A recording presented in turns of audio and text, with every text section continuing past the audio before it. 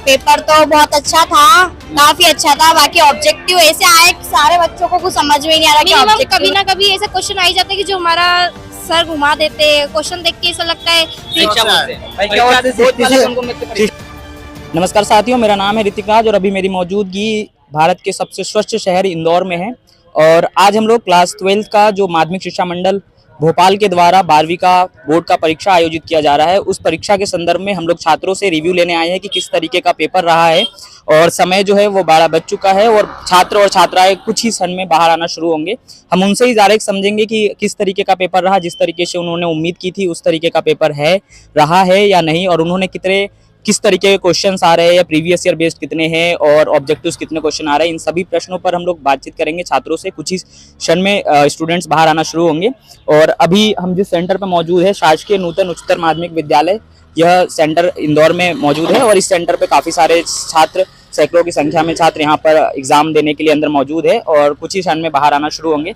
तो उनसे ही अभी समझेंगे कि किस तरीके का पेपर रहा। वीडियो के साथ जुड़े रहिएगा। अभी थोड़ी ही देर में, जैसे समय हो चुका है, बच्चे बाहर आना शुरू होंगे। जैसे कॉपी कलेक्ट करने में 5 मिनट या 6 मिनट लगता है, तो उसी के लिए अभी बच्चे रुके होंगे। कॉपी कलेक्ट हो जाएगा, उसके बाद बच्चे बाहर आना शुरू होंगे। हम उनसे ही बात करेंगे कि किस तरीके का पेपर रहा उनका और किस तरीके के प्रीवियस ईयर बेस और किस बेसिस पे क्वेश्चन पूछे जा रहे हैं। इन सभी प्रश्नों पर अभी बातचीत करेंगे। कुछ ही क्षण में बच्चे बाहर आना शुरू हो गए। हम उन्हीं से बात करते हैं कि किस तरीके का पेपर रहा उनका, और आप लोग वीडियो के माध्यम से जानेंगे कि किस तरीके से रहा। तो आ जाइए, हम लोग अभी थोड़ी देर में बच्चों से बातचीत करते हैं। ज्यादातर बच्चे सब बाहर निकलना शुरू हो गए, तो इनसे बातचीत करते हैं कि किस तरीके का पेपर रहा।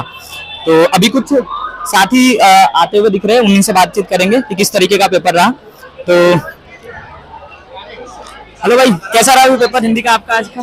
बेस्ट रहा। मतलब जैसा सोचा था उस तरीके के क्वेश्चन रहे, एक्सपेक्टेशन किया था कि ये इससे पूछो। अरे बताइए, अरे रुक के बात करेंगे आराम से। किस तरीके का रहा पेपर? आराम से, घबराने को मस्त रहा है। कैसा पेपर फिर आपका आज? हाँ बढ़िया ही गया। मतलब जैसी तैयारी की थी उस तरीके का पेपर रहा? हाँ, आधी प्रिपरेशन का है ना। मतलब आप किस तरीके की बुक और फॉलो करते थे, वो सजेस्ट करना चाहेंगे अगले साल के बच्चों के लिए जो आपसे जूनियर रहेंगे, जो अगले साल 12th के पेपर देंगे, उनके लिए आप क्या संदेश देना चाहेंगे? इसमें जो क्वेश्चन थे पहले के जो क्वेश्चन पेपर थे उसमें से काफी सिमिलर नहीं थे, थोड़ा अलग थे। और ये जो सैंपल पेपर जो अलग अलग पब्लिशर्स जारी करते हैं, उसमें से कितने क्वेश्चंस आपको लगे कि आते हैं? कम से कम 25%। 25%। मतलब ऑल ओवर वैसे पेपर पिछले साल के कंपेयर में इजी था या मॉडरेट था या टफ था, कि इस पे आपका मतलब आपका खुद का पर्सनल ओपिनियन जो भी है? टफ है, थोड़ा सा टफ है। हाँ, मतलब थोड़ा बहुत तो है टफ। ये पेपर तो इजी था, थोड़े प्रीवियस ईयर लगाते तो हो जाता पेपर। Previous year basis. हाँ, प्रीवियस ईयर के बेसिस। मतलब कितने ऑल ओवर टोटल कितने क्वेश्चन आए थे? 23। मतलब ऑब्जेक्टिव कितने मार्क्स के आए? किसी बार ऑब्जेक्टिव पे बहुत सारे डिस्कशन चल रहा था कि ऊपर नीचे आएगा, मतलब कम ऑब्जेक्टिव या बढ़ सकते हैं। ऑब्जेक्टिव टोटल 32 मार्क्स के थे। 32 मार्क्स टोटल 80 मार्क्स का क्वेश्चन? हाँ, टोटल 80 मार्क्स का। पत्र निबंध भी थोड़ा इजी आया था। किस टॉपिक पे पत्र और निबंध थे? पत्र एक अनौपचारिक था मित्र को लिखने का, वो निबंध उसका निबंध तो 5 टॉपिक पे आया था। ठीक है, बहुत बढ़िया। आपका पेपर किस तरीके का रहा? बहुत ही बढ़िया गया। बस 2-4 क्वेश्चन छूटे, ये तो बहुत बढ़िया गया था। पेपर भी बहुत शानदार बना था। बस वन वर्ड थोड़ी सी कठिन था, यूं तो पेपर बहुत शानदार था। वन वर्ड थोड़ा सा टफ लगे आपको? बस थोड़े से वही टफ। अगले साल के विद्यार्थी के लिए जो आपसे जूनियर है, उनके लिए क्या संदेश देना चाहेंगे? प्रीवियस ईयर क्वेश्चन मस्त कर लो, जो भी है प्रीवियस का जो ये बेसिक रहेगा 2025 का, ये प्रॉपर कर लोगे तो आप वो भी निकल सकते। All the best. अभी हम लोग और कुछ बच्चे से बात करते हैं। कैसा रहा आपका ओवरऑल पेपर? अच्छा था। आप रुक के बात करना चाहेंगे, कैसा रहा पेपर आपका 12th का? पेपर तो बहुत अच्छा था, काफी अच्छा था। बाकी ऑब्जेक्टिव ऐसे आए कि सारे बच्चों को कुछ समझ में नहीं आ रहा कि ऑब्जेक्टिव में क्या था। ऑब्जेक्टिव मतलब टफ है इस बार? जी, बहुत टफ है। पिछले साल के पेपर देखो तो उसके ऑब्जेक्टिव इतने अच्छे थे, बाकी इस साल के ऑब्जेक्टिव ऐसे आए कि बता नहीं सकते। बाकी क्वेश्चन कैसे रहे? क्वेश्चन वगैरह बहुत अच्छे थे, बहुत अच्छा पेपर था ऐसे तो। बाकी ऑब्जेक्टिव सबको डिफिकल्ट लगे जी। किस तरीके का रहा पेपर? पेपर तो बहुत बढ़िया रहा। बाकी मैं बच्चों को बोलना चाहूंगा, जो सर मैडम बताते बिल्कुल मत पढ़ना, उससे अलग ही आता है। उससे अलग आता है। मन से पढ़ो, मन से। अच्छा, हमसे पढ़ोगे पास हो जाओगे। करने के लिए क्या सजेस्ट करना चाहेंगे? कौन हमसे सी किताब पढ़े? जो आपको अच्छा लगे, छोटे मोटे क्वेश्चन तो वो याद कर लो। अच्छा, आप कौन सी क्वेश्चन है? परीक्षा बोर्ड से? परीक्षा बोर्ड से 60। हाँ, मैं सब कैसा रहा पेपर? बहुत बढ़िया गया पेपर आज का। बहुत बढ़िया। मतलब किस तरीके का? ऑब्जेक्टिव 20-40 नंबर के तो मैंने 40 नंबर 32 के आते हैं ऑब्जेक्टिव? हाँ, 40 ऑब्जेक्टिव तो कम के आते, लेकिन 20 नंबर के तो ऑब्जेक्टिव कर दिए। 20 के ऑब्जेक्टिव और 2 मार्क्स 3 मार्क्स वाले क्वेश्चन का क्या रहा? बहुत बढ़िया सब। बढ़िया रहा। कैसा रहा तुम्हारा पेपर? मेरा तो बढ़िया गया, एक नंबर। बस मेरा 70% छूटे हैं, बाकी सारा किया।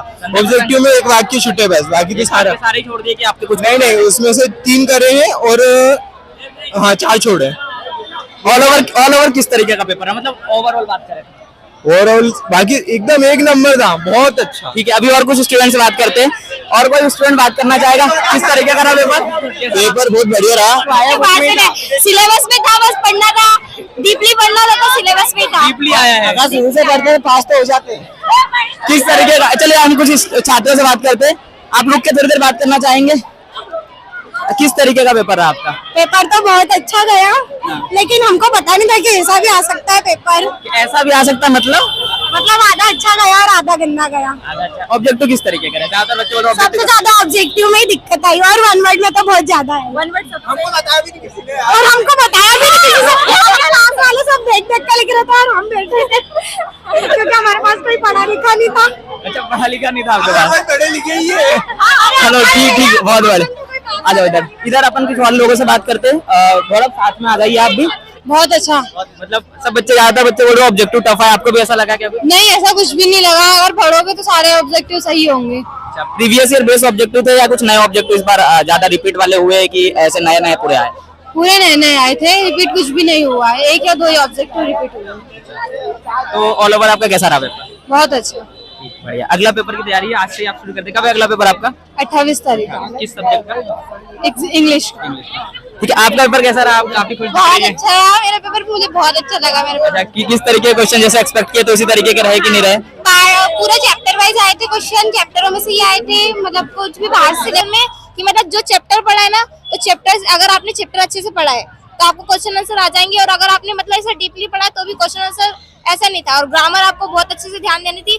जितना सोचा था कि 70 नंबर से क्वेश्चन का आएगा, उतना नहीं आया। क्वेश्चन आंसर मतलब ऐसे थे कि नॉर्मल कोई भी व्यक्ति अगर पढ़ रहा है चैप्टर तो वो अच्छे से क्वेश्चन आंसर कवर अप कर लेगा, बाकी ऐसा नहीं कर पाता था कोई भी व्यक्ति। और बाकी जैसे ग्रामर है, ग्रामर डीपली पूछी गई थी। एक बस अंतिम प्रश्न आपसे कि जैसे कि हिंदी का पेपर जो रहता है, ज्यादातर बच्चे जब गैप एग्जाम की आती है, मतलब 25 तारीख 20 तारीख फरवरी में पढ़ना शुरू करते, साल भर से नहीं पढ़ते, बोलते हिंदी तो हम लास्ट में कर लेंगे, तो ये कहाँ तक आप लगता है कि इसमें हो जाता है 10-12 दिन की तैयारी में हिंदी को अच्छा किया जाता है, या शुरू से पढ़ना ज्यादा अच्छा माना? अगर आपको परसेंटेज स्कोर करना है तो आपको है ना हिंदी को साथ में लेके चलना पड़ता है, क्योंकि बाई चांस फिजिक्स का पेपर या केमिस्ट्री का पेपर ऐसा टफ आता ही है कि आपका एक ना एक पेपर बिगड़ जाता है।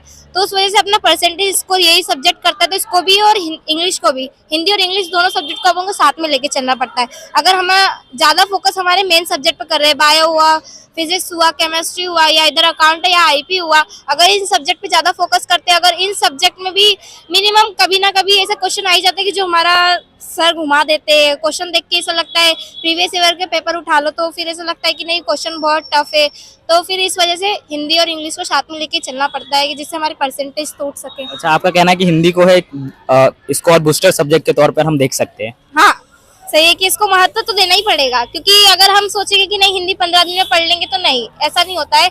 हाँ, ये रहता है किसी की कैपेसिटी मेमोरी ज्यादा रहती है कि कोई याद ज्यादा कर लेता है, पर समझी हुई चीज हमेशा याद रहती है, रटी हुई चीज तो याद रहती नहीं है। वही है सेम, जैसे फिजिक्स में समझी हुई चीज याद रहती है तो वही करना पड़ता है। तो फिजिक्स का पेपर मुझे जहाँ तक लगता है कि टफ ही आएगा।